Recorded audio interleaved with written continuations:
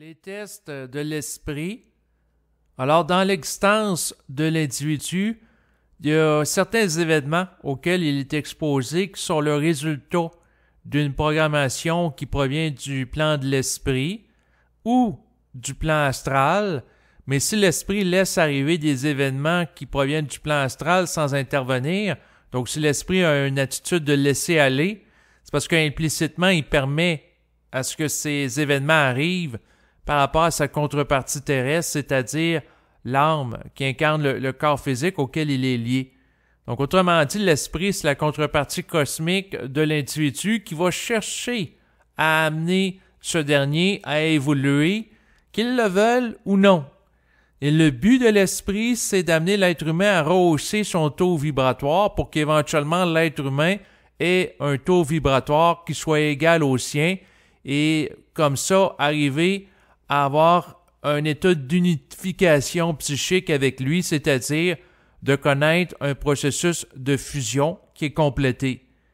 Et pour en venir à ce stade d'évolution, l'esprit va mettre sur la vie de l'individu des événements propices à l'amener à changer de taux vibratoire et à maturer sur le plan psychique.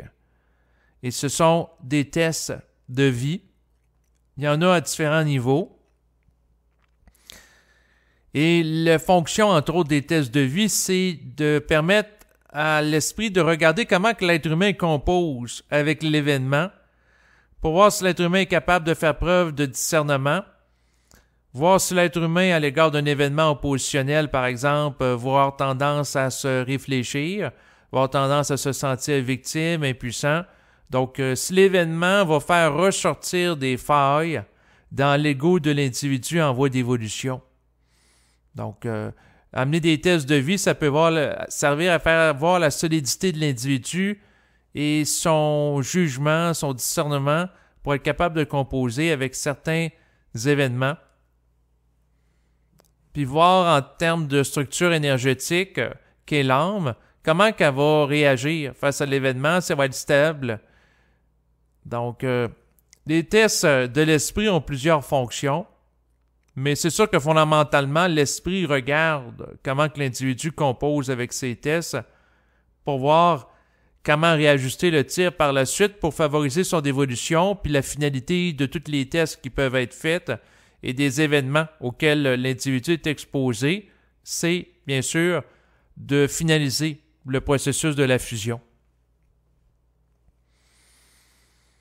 Les tests de vie sont imposés dans certains cas, par l'esprit, pour favoriser l'évolution de l'individu, parce que si l'individu n'est pas confronté à des tests, il n'aura pas tendance à évoluer par lui-même. Donc l'âme, sans avoir une programmation qui favoriserait son rehaussement vibratoire, pourrait avoir tendance, étant donné la force des sens physiques et de l'attrait de la matière sur elle, à rester dans un état de stagnation psychique, étant donné que l'âme, lorsqu'elle n'est pas harmonisée avec l'esprit, elle n'a pas tendance à se corriger par elle-même. C'est la conscience de l'esprit qui descend en l'âme qui va amener la personne, par exemple, à s'auto-gérer davantage et à apporter des correctifs à son existence dans une optique d'autorégulation vibratoire, puis d'une maturation psychique qui va s'opérer à mesure que la personne intègre l'énergie de l'esprit, puis plus qu'elle devient mature, puis plus qu'elle raffine ses agissements, et ainsi de suite. Mais l'âme seule, sans bénéficier du support de l'intégration d'énergie de l'esprit pour la dynamiser, va avoir tendance à rester stable et reproduire les mêmes comportements en s'appuyant sur des mémoires, étant donné que l'âme, lorsqu'elle n'est pas couplée à l'énergie de l'esprit, elle n'a aucune possibilité de renouvellement créatif, et c'est l'être intégral qui sera le résultat du mariage de l'âme et de l'esprit qui pourra se renouveler psychiquement d'une manière perpétuelle. Mais pour en revenir aux tests de l'esprit, pour amener ça dans du concret, c'est que, par exemple, un être humain qui ne l'a pas choisi, il est conducteur automobile, à un moment donné, il roule, et puis il se fait rentrer dans la partie arrière de son véhicule par un autre automobiliste. Donc, il subit un accident alors qu'il ne l'a pas provoqué. Donc, si la personne ne fait pas d'excès de vitesse, là, mais roule à une vitesse régulière sur la route, il n'y a pas de négligence de sa part. Puis là, la personne est confrontée à un accident d'automobile, puis là, quelques jours après, à un autre accident d'automobile qu'elle n'a pas provoqué consciemment, qu'elle n'a pas cherché en tant qu'ego à générer. Donc, la personne n'est pas suicidaire, elle ne cherche pas à heurter un poteau qui est situé sur le côté de la route, elle ne cherche pas à faire une piste de course de la route en allant très vite, non. Elle cherche tout simplement à être en voyagement, par exemple, puis à se rendre au travail, des choses extrêmement banales. Puis là, si la personne est confrontée, à un accident, puis deux de suite, là, dans un délai très, très, très rapproché, la personne peut regarder vibratoirement qu'est-ce qui se passe. Puis elle peut entrer en contact télépathique avec l'esprit pour voir pourquoi elle vit ces événements-là. Puis ça peut y répondre intérieurement que l'esprit cherche à avoir sa stabilité psychique par rapport à l'adversité. Parce qu'après tout, ce qu'il faut comprendre, c'est que l'intégration de l'énergie de l'esprit pour l'âme, ayant un taux vibratoire différent de lui, c'est de l'adversité. Donc, autrement dit, si quelqu'un est capable d'être confronté dans un délai très rapproché à 2 accidents d'automobile, puis rester intact sur le plan psychique, c'est-à-dire pas sombrer dans la peur, pas sombrer dans l'émotivité réactionnelle, la culpabilité, alors que la personne n'a rien fait pour provoquer ça, dans la tristesse, dans l'impuissance et ainsi de suite. Si la personne est capable de rester stable en dépit de l'événement, qui peut être difficile à vivre, ça donne une mesure à quel point que l'être humain peut être stable pour faire face à une plus grande intégration de l'énergie de l'esprit qui, en tant que tel, génère un choc, un peu comme le choc vécu sur le plan physique lié aux accidents. Donc, autrement dit, la personne, lorsqu'elle est confrontée à un événement significatif dans son existence, je ne parle pas ici d'aller acheter une gomme là, au dépanneur ou au supermarché, quelque chose qui a peu de valeur, mais quelque chose de significatif, la personne peut vérifier intérieurement, entrer en contact avec l'esprit pour voir qu'est-ce qui se passe. Puis là, ça peut dire que l'événement a été orchestré pour évaluer, par exemple, sa stabilité psychique et ainsi de suite, pour voir à quel point elle est centrique. Puis elle est capable de se relever en dépit de ça. Donc, ça peut dire différentes choses selon ce qu'elle a à vivre et c'est du cas par cas. Et c'est pas parce que une personne, ça dit telle chose suite à un accident d'automobile que c'est la même chose qui s'applique pour tous les accidents d'automobile. Non, c'est du cas par cas. Puis pour chacun d'entre eux, pour avoir une mesure de qu'est-ce qui se passe, il faut faire une lecture vibratoire. Et là, la personne peut réaliser des choses, comme par exemple, l'esprit a laissé volontairement une entité astrale, donc une personne sous influence astrale, heurter le véhicule de sa contrepartie terrestre pour voir comment que lui va réagir. Donc, l'individu qui vit sur le plan physique, qui est la contrepartie terrestre de l'esprit, est étudié par lui.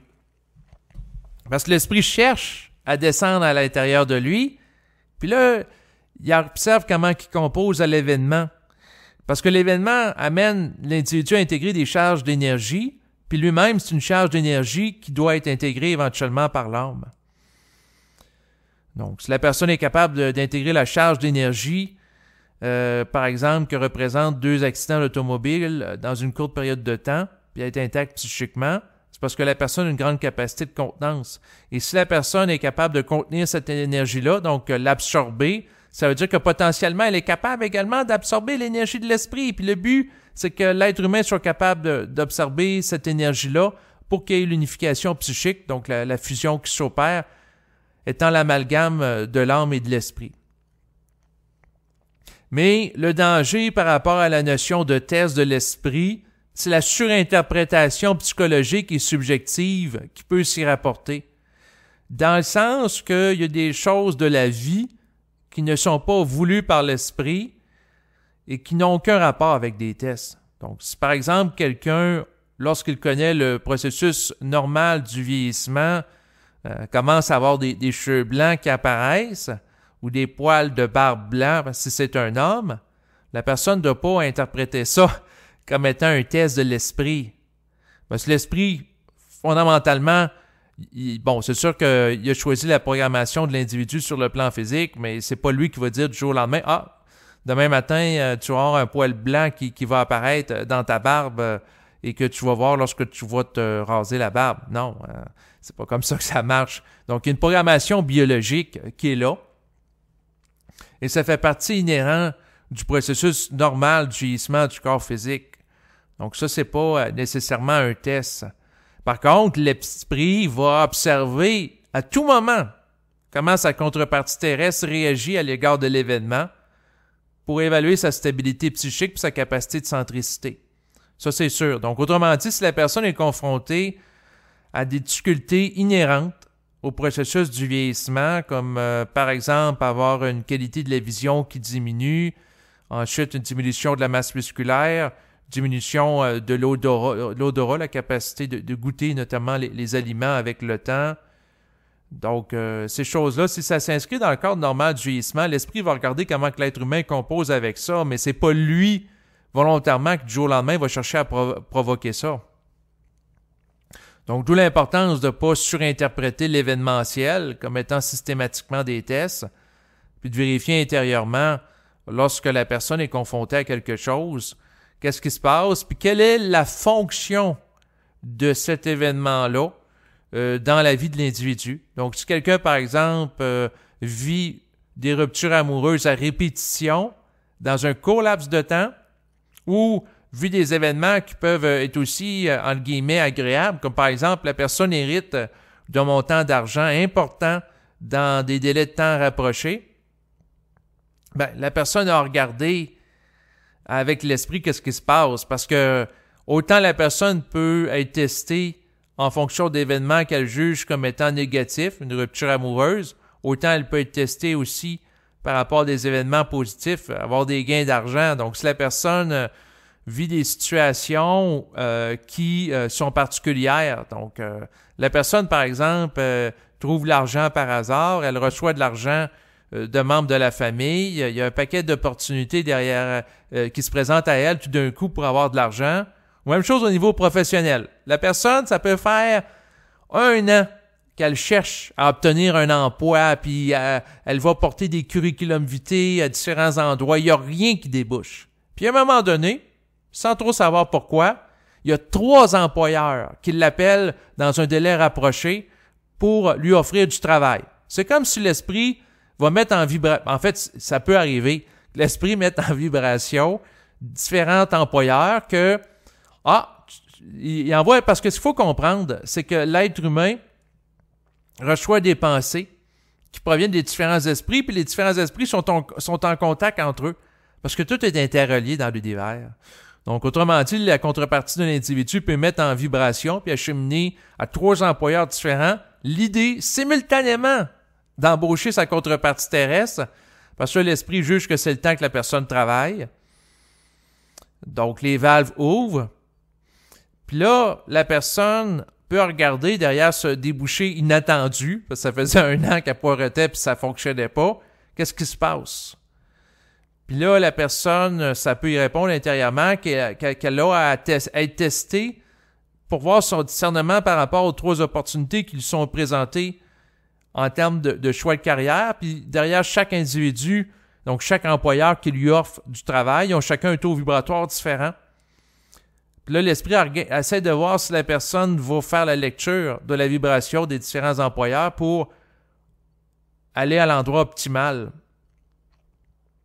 Donc, si l'être humain va suivre la vibration, parce que l'esprit va tester l'être humain pour voir s'il suit la vibration.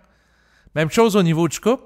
Quelqu'un, ça peut faire des années, ça peut faire 2-3 ans qu'il est célibataire, qu'il cherche à rencontrer une compagne ou un compagnon, peu importe, que ce soit un homme ou une femme, et puis il n'y a rien qui débouche. Puis à un moment donné, la personne se désintéresse, puis sans trop savoir pourquoi, du jour au lendemain, elle avait mis des annonces sur Internet, là, elle reçoit plein de messages sur Internet de partenaires potentiels. Puis là, elle a l'embarras du choix.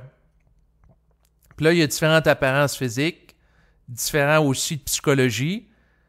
Puis là, la personne, elle peut être mise en vibration par rapport à une personne à différence de d'autres. Puis là, l'esprit va regarder comment que la personne compose à l'égard de l'événement pour voir son niveau de discernement. Donc, la personne peut être évaluée à différents niveaux. Les tests de l'esprit, ce qui est remarquable, c'est que c'est des événements qui sont orchestrés sans que l'individu eût agir par rapport à eux. C'est plus des éléments qui sont subis, là. C'est sûr que si, par exemple, quelqu'un va s'entraîner au gym, puis là, la personne, elle se démène, elle soulève beaucoup de poids et haltères en peu de temps, puis là, elle vit des douleurs musculaires suite à ça, puis là, elle dit « Ah, c'est un test de l'esprit ». Non, c'est elle-même, en tant qu'ego, qui l'a provoqué. Donc, autrement dit, c'est pas pareil, là. Si la personne provoque un événement en se surentraînant physiquement, puis là, elle dit que c'est l'esprit qui le teste, ou la personne, pendant 30 ans, elle fume la cigarette, alors que ça dit intérieurement pas de fumer, puis elle se ramasse avec le cancer, puis là, elle dit « Ah, c'est l'esprit qui me teste avec le cancer ». Ça, c'est la surinterprétation. Le cancer, dans ce cas, est tout simplement le résultat de l'agissement individuel.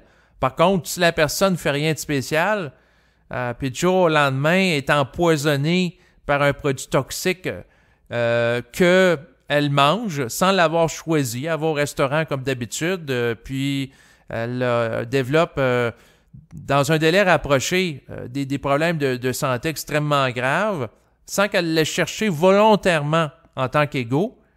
Bien là, c'est parce que c'est l'esprit qui va créer des événements oppositionnels, là. Donc, derrière chacun des événements oppositionnels qui sont générés dans la vie de l'individu étant le résultat de l'action de l'esprit ou de son inaction par rapport à des forces astrales opérantes, dans le sens que si, par exemple, la personne va au restaurant, puis l'esprit sait très bien que la personne qui fait la cuisine a peu ou pas d'hygiène corporelle, donc la personne peut transmettre la grippe de la maladie lorsqu'elle prépare la nourriture. L'esprit, sachant cela, que sa contrepartie terrestre va ingérer la nourriture infectée par la suite et n'intervient pas vibratoirement pour lui dire « ben mange pas ça, tu vas être malade ». Ben, si la personne n'a pas la petite voix intérieure qui dit de pas manger ça, c'est parce que l'esprit le laisse faire. Puis là, à ce moment-là, la personne est malade. Puis là, quand elle est malade chez elle et elle a la diarrhée, parce qu'elle est intoxiquée sur le plan alimentaire, puis elle se met à vomir, elle peut regarder avec l'esprit pourquoi que je vis ça. Puis ça peut dire intérieurement que toi, à t'arrêter. Tu bouges trop, là, tu vas prendre un break, puis tu vas m'écouter. Tu vas prendre une pause, puis tu vas entendre ce que j'ai à dire. Donc, ça peut être ça. Donc, l'ego est trop agité, puis l'esprit cherche à y dire intérieurement de se calmer, puis la personne ne comprend pas. Ben, la personne peut s'exposer à un événement oppositionnel. Je pense entre autres à quelqu'un que je connais, qui lors de l'automne dernier a eu une blessure qui a fait en sorte qu'il a eu de la difficulté à marcher et qu'il devait utiliser une béquille. Puis lui, il est habitué tout le temps de bouger, puis d'être actif, puis il n'arrête pas.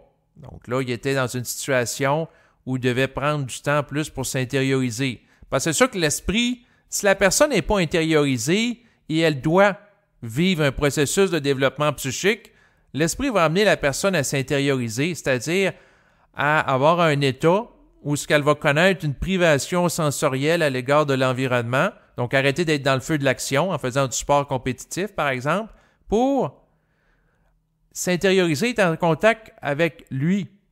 Donc, si la personne est étendue sur un lit parce qu'elle a difficulté à marcher ou qu'elle doit rester assise, ben là, elle est plus propice à écouter son intériorité que si elle passe son temps à jouer au football. Donc, vous voyez la distinction entre les deux. Puis surtout quand les gens commencent à s'intérioriser, ben, c'est important qu'il y ait une certaine passivité. D'ailleurs, la privation sensorielle peut favoriser la médiumnité et les perceptions extra-psychiques. Parce que la personne, ça lui donne de l'espace pour percevoir les choses.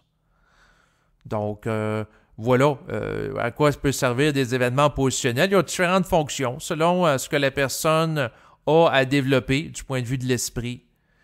Mais pour ce qui est des tests de vie qui sont faits, il y a des tests de différents niveaux. Il y a des tests en lien avec des vies antérieures que des individus ont connues. Donc, dans une vie antérieure, par exemple, la personne avait eu accès à beaucoup d'argent, elle a mal géré l'argent, puis elle a gonflé son orgueil avec ça pour dominer les autres. Dans une autre vie, la personne a pour objectif d'avoir accès, encore une fois, à beaucoup d'argent, mais de mieux gérer l'argent. Ça peut être de faire des dons de charité, du bénévolat, puis d'être plus équilibré dans son rapport à autrui. Parce que, ultimement, l'esprit va travailler l'individu pour qu'il y ait une relation non seulement horizontalisée avec lui, mais également avec les autres êtres humains. Donc, autrement dit, l'esprit va chercher à amener l'être humain à intégrer le principe de l'amour, en plus de la volonté et de l'intelligence, qui va passer par une attitude de respect intégral par rapport aux autres êtres humains. Parce que, en réalité, l'esprit ne cherchera jamais à ce que l'ego de sa contrepartie terrestre soit surmesuré ou, au contraire, il y a une faible estime de soi. Donc, il va chercher à ce que la personne ait une juste mesure d'elle-même, pas se surévaluer ni se sous-évaluer à l'égard des autres, mais avoir une relation qui est totalement horizontalisée avec autrui, c'est-à-dire que l'être humain ne marchera pas sur les pieds des autres et il ne se laissera pas non plus laisser marcher sur ses pieds. Donc, autrement dit, l'être humain ne domine pas les autres, mais il ne sera surtout pas intéressé à se laisser dominer par eux, d'où l'arrivée d'un équilibre intégral entre l'être humain et son environnement, au niveau relationnel, entre autres. Donc, c'est ce qui est visé par l'esprit. Ça fait partie de son agenda évolutif à l'égard de l'individu. Et si l'individu ne comprend pas avec un événement oppositionnel, ben, il peut en mettre un autre, et ainsi de suite, jusqu'à temps que l'ego soit totalement ajusté avec lui. Et c'est sûr que ça peut s'échelonner sur plusieurs incarnations et réincarnations. Parce qu'il y a des gens, là, sur le plan terrestre, qui comprennent pas vite. Il y en a qui sont rapides, puis il y en a qui sont plus lents. C'est un petit peu comme les voitures. Il y a des autos de course, puis il y a des autos qui fonctionnent plus lentement. Donc, voilà un petit peu le point auquel le but de cet enregistrement devait en venir, c'est de réaliser que l'être humain est continuellement testé, de ne pas surinterpréter les tests, parce que, après tout, l'être humain, pour des raisons de projection subjective et psychologique, pourrait avoir tendance à surinterpréter des événements inhérents à la condition humaine, comme par exemple relative au processus du vieillissement, alors que la nature des tests est vraiment par rapport au fait que l'esprit génère un événement particulier dans la vie de l'individu où il laisse le plan astral générer cet événement-là. Dans le sens que si l'esprit laisse, par exemple, des entités astrales commettre des accidents d'automobile parce que des individus qui sont distraits lorsqu'ils conduisent, sous influence d'énergie astrale, puis l'esprit ne cherche pas à amener l'individu à être ailleurs alors que ces gens sont sur une partie de la route, ben, à ce moment-là, il y a un laisser-aller de l'esprit, sachant très bien que les gens sous influence astrale peuvent heurter son véhicule, surtout si c'est des gens qui sont en état d'ébriété alors qu'ils conduisent. Mais tout est arrangé en termes d'événements, dans le sens que l'esprit observe les individus dans l'environnement de sa contrepartie terrestre, puis l'esprit peut intervenir si, par exemple, la vie de sa contrepartie terrestre est en danger en relation avec un événement pour empêcher à ce que l'être humain meure de manière prématurée s'il n'a pas réalisé et atteint les objectifs d'évolution dans son incarnation qui étaient probables d'atteindre, qui étaient visés d'atteindre, devrais-je dire. Donc, autrement dit, si la personne n'a pas atteint son plein potentiel compte tenu de ses capacités et de son infrastructure psychique et du contexte social, ben, l'esprit a intérêt à continuer à amener l'être humain à évoluer dans le cadre d'une incarnation pour qu'il accomplisse tout ce qu'il peut accomplir pour favoriser l'intégration de son énergie qui est la finalité du processus qui se déroule sur plusieurs incarnations et réincarnations. Donc, autrement dit, la finalité de l'expérience dans la matière pour un être en voie d'évolution, c'est la fusion. Et une fois que c'est fait, ben, l'être humain devient à ce moment-là à un statut plus élevé qu'être mortel, dans le sens sous influence du processus planétaire de la réincarnation. L'être humain, à ce moment-là, devient un être immortel, dans le sens que la conscience astrale ne peut se réincarner dans la matière pour évoluer, parce que l'être humain évolue par lui-même. Donc, il a une autonomie psychique réelle, ce qui fait en sorte que l'être humain passe d'un statut d'être planétaire à un être cosmique. Et à ce moment-là, l'être humain n'est plus testé par l'esprit pour devenir un être cosmique, étant donné qu'il l'est. Par contre, il va évoluer autrement, c'est-à-dire qu'il va évoluer en générant, par exemple, des systèmes de vie nouveaux, en favorisant l'expansion de l'univers, en faisant l'administration de mondes en voie d'évolution, et ainsi de suite.